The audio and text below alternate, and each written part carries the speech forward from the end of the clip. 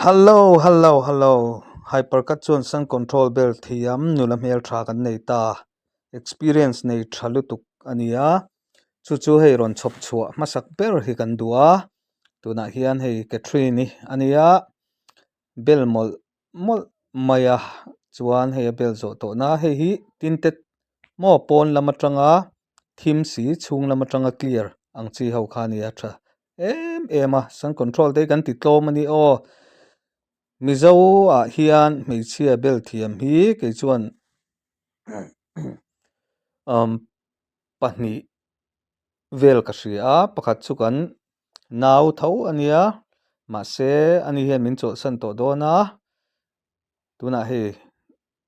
kan nula hianin aron thlak le chia an wang ania motor nei ho kha nula ngatina a bel in du chuan hyper ka thiron pan ru o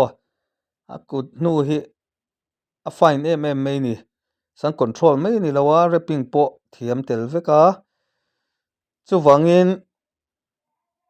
mi paho tan chuanin anuamang ron pan top mai rautin mei china uluk dewa an khoi hian mi pa ai chuanin mi pai chu kan ngai te lo sam nge ya mei chia ero uluk dewin thil hi an tiniap niapa an kut nu aman tha em ti kha kan an soi du ni se hei tuna hian a bel na video sang te kan ron da boka in hmu lo hi kan hlau top nuamin ti don a bel pa hian thingpui hang sen hang po lum ngal vek thei mo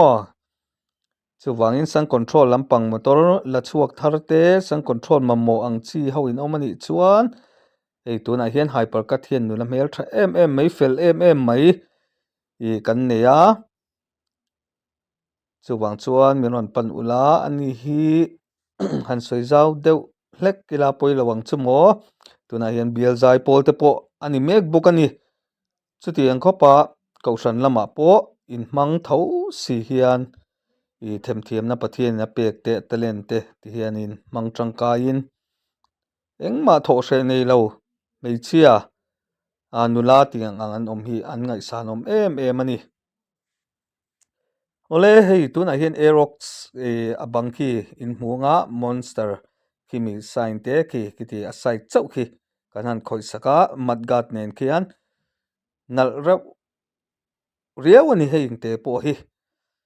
po hi awaya la graphic turania ma se tuna ri hi chuan hetlai te chau hi atiria engte poya nal em chuan hei ta crf kit aron oma heng hi champhai lama tanga kan customer te ta ania ti hian a cover hin ron thon veka design kan lo ti saka andu dan te min han thil thuak chumi zo nuwa hei design te kan an ti saka fonts te khiting hin kan an da saka chuan hei kan bel le thlap boka moi em mai ni anei tu pa polom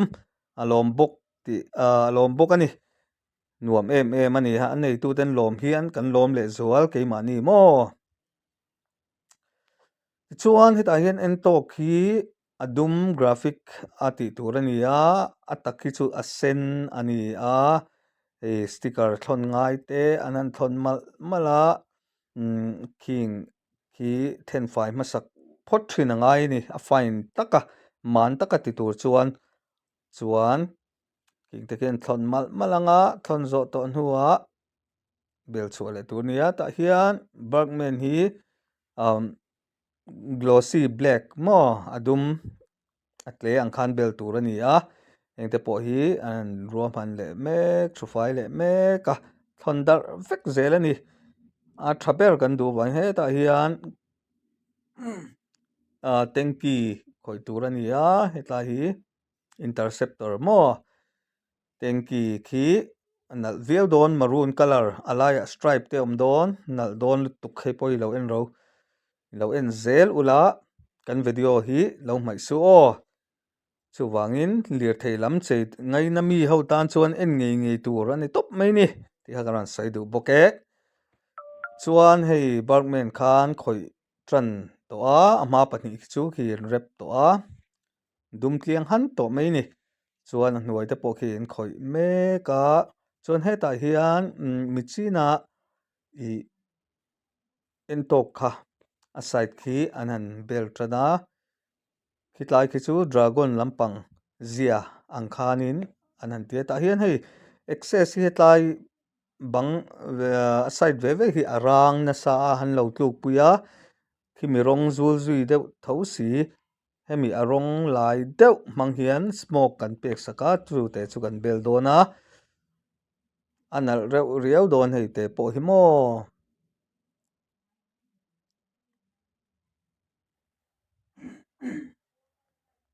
chuan hei hetah hian tata ace lampang ang chi kha a chhung a khi Manchester logo a Manchester thiam maw Manchester United thiam a chei vek tur ani hei pawh kan ron tilang dawn ni hei kan buai ve thei thin khawp mai chuan hei hi tata ace chhung cheina tur kha ania Manchester lam ruh kol deuh chu an nih hmel e pui mia dawn ani khi tikhian kan print saka design hrang hrang kan dah a amaro chu hei hi a nei tupain a rep dawn awangin a rep tawh hnu video hi min ron thon a zan thil thu te nia fiah lutuk lo mai thei he rep kai ta a khi lan dan chu ni chhung pawh ti pui khawp mai ro pui khawp mai Manchester thima mani motor ngei mei han chei chu nuam ve du dong khawp mai heta hi interceptor khan i a hei tengki maroon color kita khian khi Royal Enfield mo logo kan da kai right boka alai khi a engin a stripe lenga heng te pawh hi anal ani nal takani keini chu khi bel thua ang chi hian kan ti lawa bel thuin du pawng kan ti thei tho ani rapping pa ngai a tlawm chi in ti pawh khang kan ti thei vek chuan hei hi alaya an han da dik deuh tran to a kan nau te pawh an lo pawh zuk zuk boka lo lan hin chak ve thin maw YouTube pa te hian in lo hra thiam dawn nia chuan heta ina zo na chu kan ron tilang ta mawi takani hei hi mawi lutuk a color khi common lo takani a color ron thlan hi nei tu pan chuan heta in entok kha an lo zo ti tran to boka a hnung lama khi chuan khi graphic khi om ria rang lutuk lova chuan a hmalam side ta ero rang nal ta hle mai dragon theme min a kal ta ni amat gat khi kan khoi lo chan chu anei tu te hian a tharin an thlak dawn awangin khoi ngai lo an tia kan khoi lo ani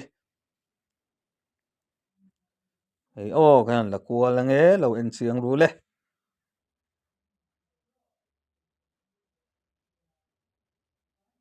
chuan hei hi a Venice ania khi mi rawng khi nei tu paina du lo dum hlanga avara freehand kut nge ya chei ang chi khana du a chu kan ron tilang le don ni hei a Venice silver le a hring in Polonia mi china barman a dum hlang tura kan ti kha hei hi rapping heng hi chu rapping pa ngai ang chi kha tlawm chi au ka ni a hei gloss black in kan lo chei zo le ta a hian kan ti sak ta fek ani hemi graphic ang kher in du lo ani pawh khan kan ti tel thei vek to ni tuna chuan ron pan zel ro tlawm ania heng rapping pa ngai hi chu sangthum zanga training an tran full body chuan hei hi game gaming dawr ami tur ania an bang an tar tur an on order a nal dawn khawp mai heng te pawh hi motor chei chauh te two wheeler chei chauh ni lo pawh kha kan ti thei vek ania wallpaper pawh in kan customize thei kan ti to kha in sitting room a chumi lem chu ka du ka fanu lemin kan sitting room hi kan ti te ang in ti ni pon kan ti thei vek wallpaper ang pawh kha in dawra pawh du tuin in chei du ang khan kan lo siam chu sak thei cheu wallpaper pawh hei heng pawh hi non order ni hi chuan hei hi mi china Venice hring le silver kha adumati tur ania chuan kuta freehand kher ang khanin chei tur ani boka khi kan chei sak le ta heng hi chu dor dang pon an ti thei ang kha nia ke ni pon kan ti thei ve thau ani kan nau te hi hetiang lamah hian special tak tak an tam lu tuk ani an om chuan hei avenis ti a logo te kha kan bel kai sak le dona he tan lo buat sei a ban ton ten chuan hetlai hian aprilia hi hei rang na sa to khop maya hei hi carbon fiber zi ang khanin kan rep dona in lo thlir le zel don ni chuan heta hian zoom hei po hi tlurang viau to a side cover pani hi adumin hei kan nula chan control bell thiam bawk rep thiam bawk khanan khoi boka he tlama hian khitlaya aerox side hi avar vunga a gray in ka du atia a gray in an ti saka aerox so kan chuan kai tir ngal veka bel thuah chi ni lo ang khan chuan hei po hi thenin an lo khoi mol mol boka khoi tu hi kanin dai ang renga chu wangin kan dor pan hi a that ve na em chu hun kan seng lu tuk lo ani khoi tun tlem hian wrapping hi chu a hun te du re wangin ni leng leng hun man te nga ya mar chu kan boi chang pon ke ni po hun hi chu kan mang rei ve thin thawania a man mo thei si lova hetiang hi chu uluk em a khoi nga ya puar pong engemaw zeuh te kha om thiang ani si lova hei kan lo zo le ta ha kan lo zo le ta a free hand anga chei ang khani ta a heng ho chu a chei na dor dang dang kha in hmunual to ang khang ang po kan ti ve theile vek ani khol kherena aprin kha du lo tan po khi kutin kan chei chu sak le mai ni ta hian aerox ka mat gat hei chu graphic khol ta print kha ni ta a hei kan lo vuah to a ta hian hei hi ma chuan a var ani a var kha du lova dark gray ang khan ka du tia rong ang kha kan siam chop sak le maya chu chu khol in a print mai ani khi aerox po khi print tel vek design tel vek ani khi chuan hei aprilia mi chin a rang deuh kan ti kha khi carbon fiber zi ang hian kan chei chhuah sak ta a kan bel pum to a hei kan on la le zuai zuai ani kan video te zan thil ania maw du ang hianin an nalh ang hian a la chuak zo thin to lova le light hnuaia light en khal engemaw var chuai ang chi te lo tam du to thin a mi lo hre thiam hram hram ula a hmunah hian mit lawng ngei hian a nalh em mai ni hypercut ti te kan an dah saka hnungah hian kan logo te pawh kan an chuan kai tir bawka